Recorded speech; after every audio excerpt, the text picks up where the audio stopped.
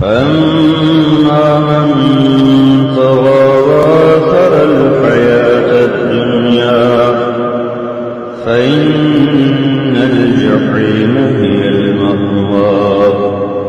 وأما من خاف مقام ربه ونهى النفس عن الهوى فإن الجنة هي المأوى.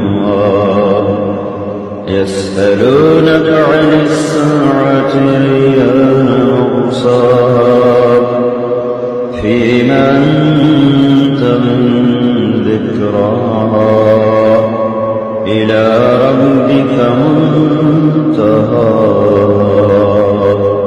إنما